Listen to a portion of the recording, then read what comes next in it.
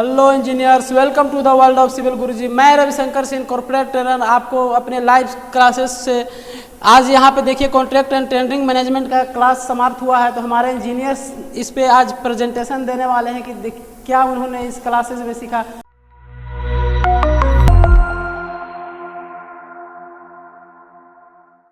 Good morning everyone. I am Chitrasen Patel. I am from Raigad, Chhattisgarh. I am going to presentation on tender and contract. तो tender क्या होता है कि कोई भी काम हमको अगर कराना है तो उसको हम किसी को कॉन्ट्रैक्ट देते हैं। तो कॉन्ट्रैक्ट देने के लिए जो प्रोसेस होता है उसको टेंडरिंग कहते हैं। तो कोई भी काम के लिए अगर टेंडर निकल रहा है तो उसमें कुछ प्रोसेस होते हैं, उस प्रोसेस से गुजरने के बाद वो टेंडर कॉन्ट्रैक्ट बन जाता है। तो इसमें कुछ ये प्रोसेस हैं, तो ये सब पॉइंट्स हैं जिन्हें करने के बाद में ये टेंडर जो है वो कॉन्ट्रैक्ट में चेंज हो जाएगा। तो सबसे पहले है NIT, notice inviting of tender. तो क्या होता है NIT एक ऐसा फॉर्मेट है जिसको सारे जो कॉन्ट्रैक्टर हैं उनको सेंड किया जाता है।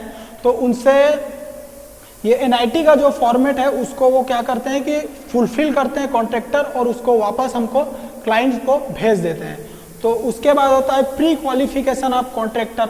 तो प्री क्वालिफिकेशन ऑफ कॉन्ट्रैक्टर क्या होता है कि इसमें जो कॉन्ट्रैक्टर हैं वो क्वालिफाई होंगे, उन्हीं का जो फॉर्म है उनको आगे देखा जाएगा।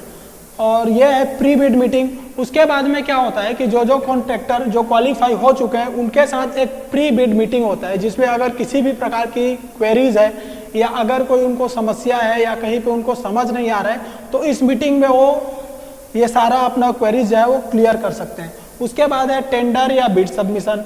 तो मीटिंग होने के बाद में ये जो टेंडर है वो कॉन्ट्रैक्टर क्लाइंट को सबमिट करते हैं। उसके बाद में अगला होता है नेगोशिएशन विथ प्राइस। तो इसमें क्या है कि अगर कॉन्ट्रैक्टर को या क्लाइंट को कहीं पर दिक्कत है प्राइस में या चेंजेस करने हैं तो यहाँ पे नेगोशिएशन हो सकता है। Negotiation with terms and condition. अब क्या होता है कि इसमें बहुत सारे टर्म्स एंड कंडीशन होते हैं तो उसके बेसिस पे ये सारा नेगोशिएशन होता है। उसके बाद में रेफरेंस चेकिंग होता है। तो ये क्लाइंट और कॉन्ट्रैक्टर के बीच में रेफरेंस को चेक किया जाएगा ताकि फ्यूचर में किसी भी प्रकार की दिक्कत ना हो, जिससे हमारा रेफरेंस जो है वो बना रहे। Type of tenders by process. तो टेंडर्स के टाइप्स क्या क्या हैं? तो सिंगल टेंडर, तो ये क्या होता है अर्जेंट और स्पेसिफिक वर्क के लिए होता है। यह किसी एक काम के लिए इस टेंडर को निकाला जाता है तो इसको हम लोग सिंगल टेंडर कहते हैं। लिमिटेड टेंडर, तो प्राइवेट सेक्टर, ये ज़्यादातर प्राइवेट सेक्टर में होता है। इसमें क्या होता है कि टेंडर जो है वो लिमिटेड होता है। ओपन टेंडर गवर्नमेंट डिपार्टमेंट में होता है। तो ओपन टेंडर में कोई भी पार्टिसिपेट कर सकता है। जैसे लिमिटेड टेंडर में क्या होता है कि लिमिटेड टेंडर में एक स्पेसिफिक जिनको हम जानते हैं, जिनको हम लोग इनवाइट करेंगे, वही जो कॉन्ट्रैक्टर है वो उसमें पार्टिसिपेट करेंगे। और ओपन टेंडर में ऑल ओवर हमारे पूरे कंट्री में कोई भी इसमें पार्टिसिपेट कर सकता है। अब आता है global tender, major value big project. इसमें क्या होता है जो बड़े प्रोजेक्ट्स हैं, जो इंटरनेशनल प्रोजेक्ट हैं, इसमें क्या है ग्लोबल प्रोजेक्ट, इसमें कोई भी पार्टिसिपेट कर सकता है, चाहे वो अदर कंट्री से भी अगर कोई कॉन्ट्रैक्टर हो, अगर वो इंटरेस्टेड है तो इसमें पार्टिसिपेट कर सकता है। तो टाइप ऑफ कॉन्ट्रैक्ट्स, तो टाइप ऑफ कॉन्ट्रैक्ट्स में है सबसे पहले item wise contract, percentage rate contract, third है पीस रेट वर्क कॉन्ट्रैक्ट और cost plus contract, lump sum contract. उसके बाद हमारा नेक्स्ट है calendar contract, plinth area rate contract, build up area contract, turnkey basis contract, PPT model contract. तो item wise contract क्या होता है? It is the type of contract which is undertaken as per item rate basis. तो इस item wise contract में जो contract होता है वो आइटम वाइज होता है। अगर हम कोई भी काम करा रहे हैं तो उसको अलग अलग आइटम में हम बांट देते हैं, तो उस आइटम के हिसाब से यह कॉन्ट्रैक्ट दिया जाता है। The contractor is executed as per unit rate of each area. तो इसमें कॉन्ट्रैक्टर जो होगा वो each area per unit area के हिसाब से यह कॉन्ट्रैक्ट को एग्जीक्यूट करेगा। The tender quotes rate for each individual items. तो इसमें क्या होगा कि जो हमको रेट जो हम देंगे तो एक एक आइटम के हिसाब से देंगे। Percentage wise contract, the tender quotes percentage above और percentage below the estimated cost put to the tender. तो इसमें क्या होता है कि जो कॉन्ट्रैक्ट हमको दिया जाता है तो उसमें सारा जो रेट है वो ऑलरेडी फुलफिल किया हुआ होता है। जब ये कॉन्ट्रैक्टर को मिलता है तो उसमें सारा जो रेट है वो फुलफिल पहले से हुआ रहेगा। उसमें बस हमारे पास दो ऑप्शन रहेगा कि या तो ये जो अमाउंट है उसका हम एबव ले सकते हैं परसेंटेज या बिलो ले सकते हैं। तो हमारे पास दो ऑप्शन रहेगा। अगर हम चूज करते हैं कि हमको एबव चाहिए तो कितना एबव चाहिए वो हम वहाँ पे नोट कर देते हैं। PRW, Piece Rate Work Contract. The main contractor gives work contract to the subcontractor is known as piece work contract. इसमें क्या होता है कि अगर कॉन्ट्रैक्ट एक बड़े कॉन्ट्रैक्टर को दिया जाता है तो वो सारा काम खुद नहीं कर सकता, तो वो इसको छोटे छोटे जो सब कॉन्ट्रैक्टर्स होते हैं उनको अलग अलग पार्ट में बांट कर वो सब कॉन्ट्रैक्टर्स को ये कॉन्ट्रैक्ट दे देता है। तो ये होता है piece rate work contract.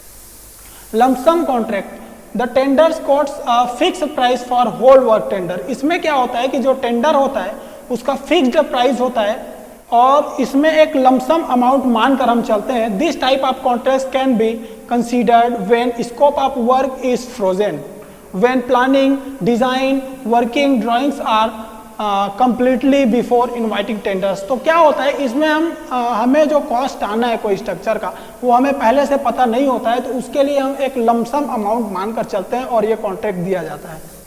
Calendar contract, calendar contracts are made between clients and agencies based on supply of man power. तो ये जो कॉन्ट्रैक्ट होता है कैलेंडर कॉन्ट्रैक्ट, ये मैन पावर के बेसिस पे इसका डिसीजन लिया जाता है कि हमारे पास कितना मैन पावर है और कितने दिन में ये काम हो जाएगा, उसके हिसाब से ये टेंडर दिया जाता है। क्योंकि ये टेंडर हमको टाइम पे चाहिए तो उसके लिए हम इसका यूज करते हैं।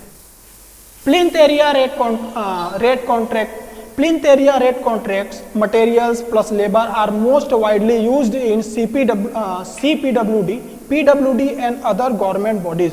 तो ये क्या होता है PWD, CPWD और अदर गवर्नमेंट बॉडीज जो है वो इसका यूज करती है। इसमें क्या होता है कि जो हमारा पूरा होल स्ट्रक्चर है उसका प्लिंथ एरिया को नापा जाता है और उसके हिसाब से हमको ये रेट मिलता है।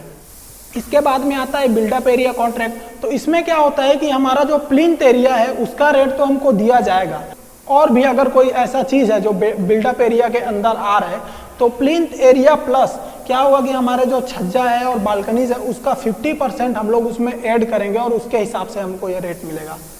Turkey basis contract, turnkey basis contract, the contractor takes full responsibility for design, contract, construction and commissioning for the facility of defined scope for a fixed lump sum price. इसमें क्या होता है कि टर्की बेसिस कॉन्ट्रैक्ट है वो ज़्यादातर India में नहीं होता है, बाहर के कंट्री में होता है, इसका यूज करते हैं वो लोग।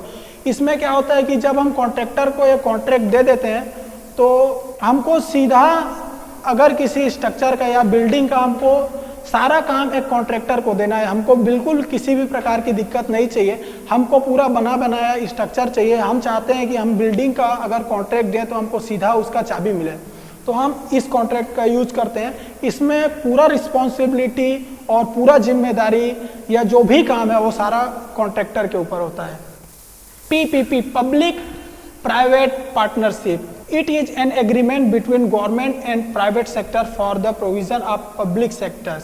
तो इसमें क्या होता है कि अगर गवर्नमेंट कोई बड़ा स्ट्रक्चर बना रही है तो इसमें तो जो पब्लिक का पैसा है उसको डालकर ये बिल्डिंग बनाया जाता है और उसके हिसाब से इसमें पब्लिक को भी प्रॉफिट होता है और गवर्नमेंट को भी प्रॉफिट होता है।